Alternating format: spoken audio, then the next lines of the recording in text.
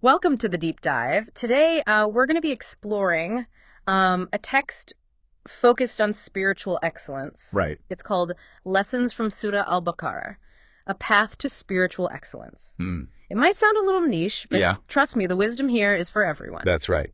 Surah Al-Baqarah is the second chapter of the Quran, Yeah. a text deeply important to Muslims, and we're going to be extracting 25 life lessons from it. 25. We're going to see how these lessons can resonate with you and perhaps even inspire Wow. some positive changes in your life. 25 lessons is a lot to cover. It is. But it's amazing how diverse the topics are. We've got sincerity, love, dealing with challenges, the importance of knowledge, even practical stuff like writing a will. It's this fascinating blend of the spiritual and the practical that makes it so timeless and relevant to people from all walks of life. Okay, so let's dive into the first lesson, which is all about sincerity and excellence. Right. The idea is that everything you do should be done with the purest intentions, almost like every action is a gift. It's about being mindful and intentional. Okay. And that resonates with practices like mindfulness, which are popular today.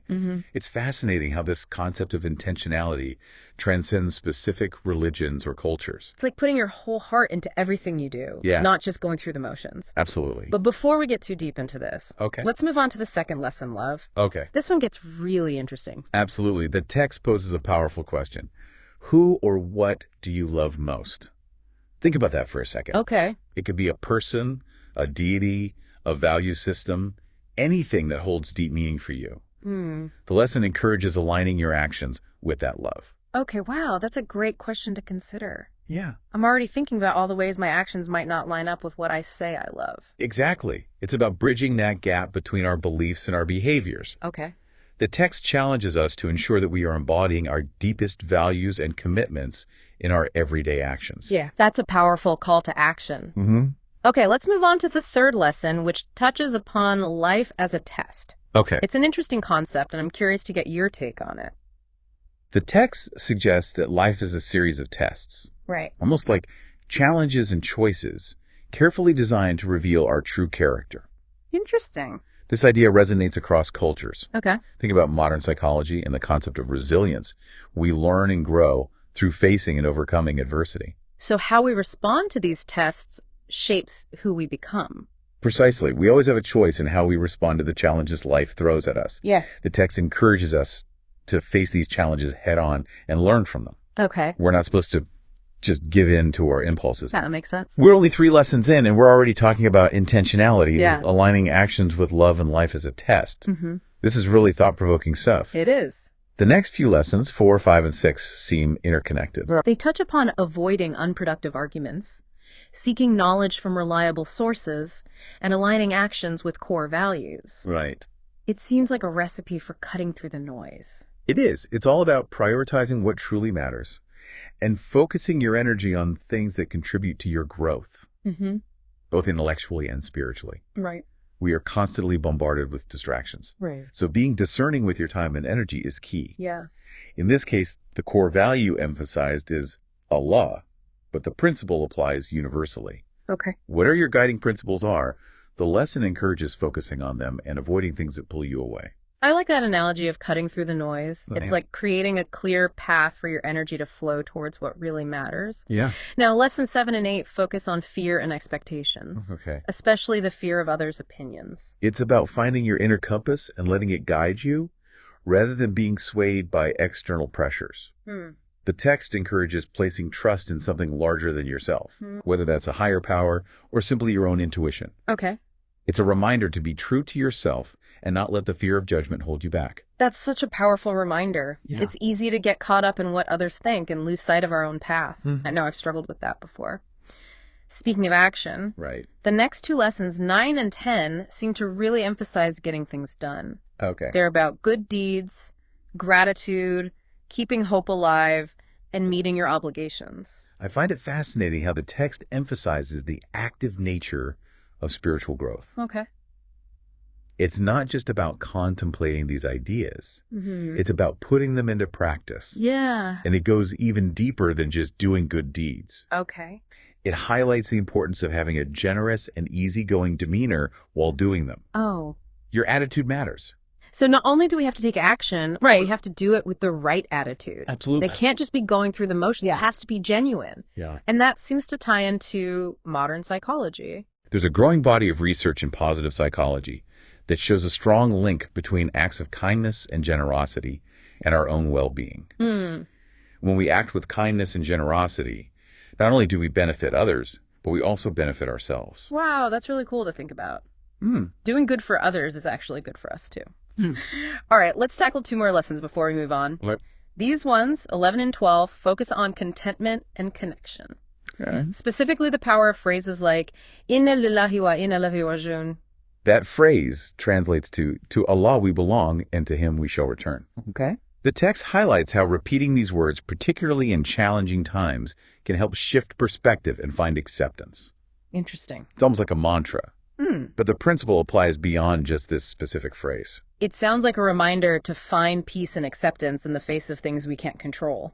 Yeah. But it also emphasizes connection, right? Exactly.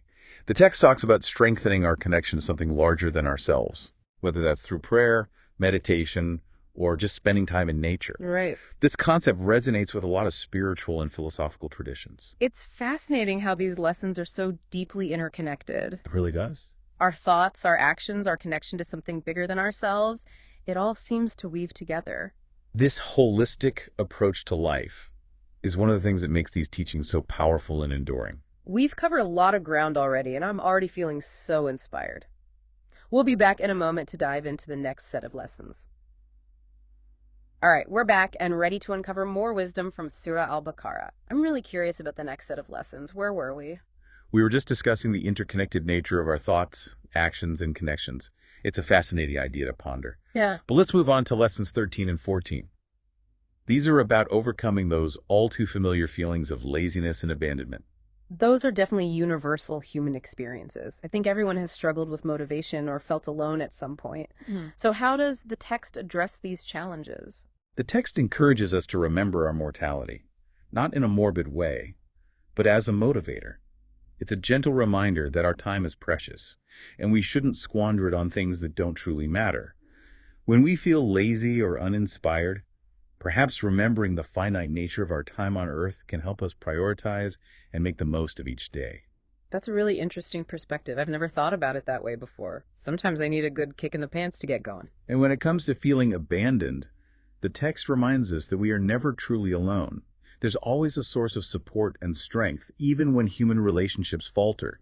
It encourages us to cultivate a sense of trust in something larger than ourselves, whether that's a higher power, a community, or even our own inner resilience. So it's about finding that inner strength and knowing that even when things are tough, we can get through it. That's reassuring. Okay, lesson 15 is a short but powerful one. It emphasizes giving your best in every endeavor. Absolutely. The text specifically mentions offering quality over quantity when it comes to wealth, skills, and even time. It's about approaching everything with integrity and a genuine desire to excel, whether it's your work, your relationships, or your personal growth. It's about striving for excellence in all aspects of life. It's about putting your heart and soul into everything you do. Don't just go through the motions, right? Exactly. Yeah. It's about showing up fully and dedicating yourself to the task at hand. Now, lesson 16 prompts us to reflect on our priorities.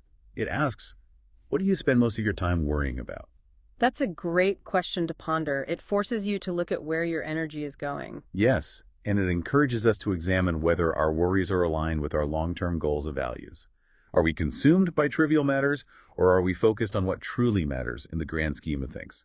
It's a call to find that balance between our worldly concerns and our spiritual aspirations. It's about maintaining that big picture perspective and not getting lost in the day-to-day anxieties that can consume us. Okay. On to lesson 17.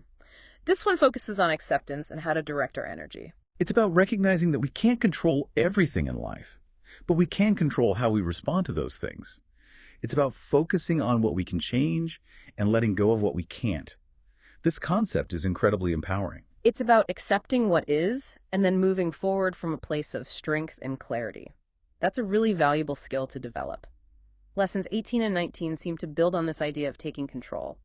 They're about making wise choices and discerning between what's truly beneficial and what may be harmful or just a waste of our precious time. Exactly. It's about aligning our actions with our values and being mindful of the choices we make each day.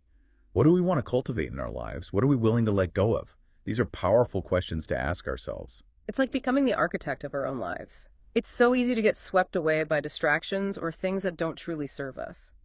Now, Lesson 20 brings up an interesting concept that might be unfamiliar to some listeners. It's about consuming what is both lawful and pure, which in Islamic tradition is referred to as halal and tayyib. This idea goes beyond just dietary laws. It's about making choices that nourish our bodies, minds, and spirits. It encourages us to be mindful of what we consume, not just in terms of food, but also in terms of information, entertainment, and even our social interactions. It's about choosing things that uplift and enrich us, rather than things that deplete or harm us. So it's a holistic approach to making choices that support our overall well-being. I like that. Okay, this next one might seem a bit more practical, but it's equally important. Lesson 21 emphasizes the importance of planning for the future, specifically mentioning wills and estate planning. It might seem a little morbid to some, but it makes sense. While it might seem mundane, having these practical matters in order can bring a sense of peace of mind and ensure that our loved ones are cared for. It's a way of taking responsibility for our affairs and demonstrating consideration for others. It's about being prepared and responsible. Okay, shifting gears a bit, Lesson 22 explores the idea of feeling a divine presence, especially during prayer or meditation. This concept of feeling connected to something larger than ourselves is a common thread throughout many spiritual traditions.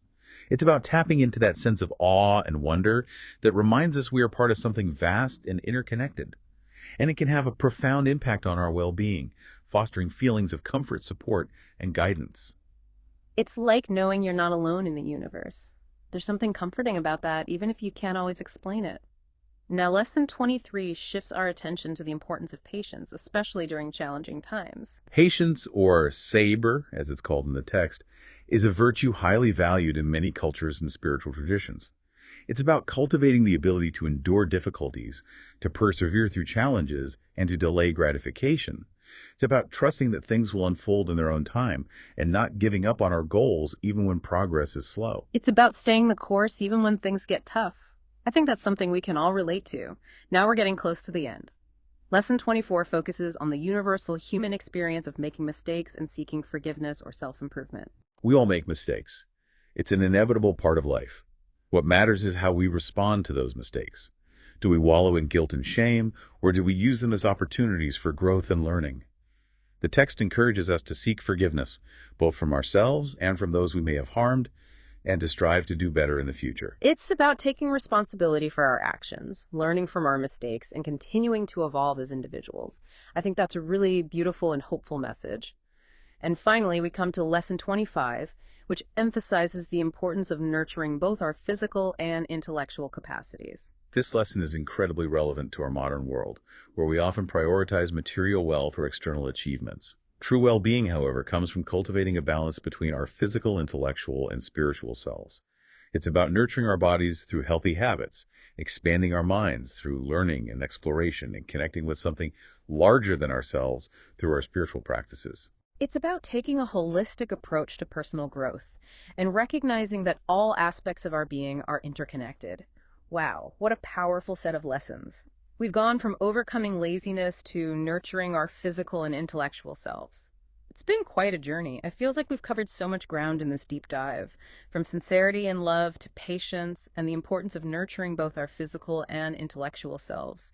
It's incredible how much wisdom is packed into these 25 lessons from Surah Al-Baqarah. It really is remarkable. And what strikes me is how these teachings transcend cultural and religious boundaries. They speak to universal human values and aspirations, offering guidance for anyone seeking a more meaningful and fulfilling life. Absolutely. I'm curious, as we wrap things up, is there a particular lesson or theme that stands out to you as especially relevant for our listeners today? That's a great question.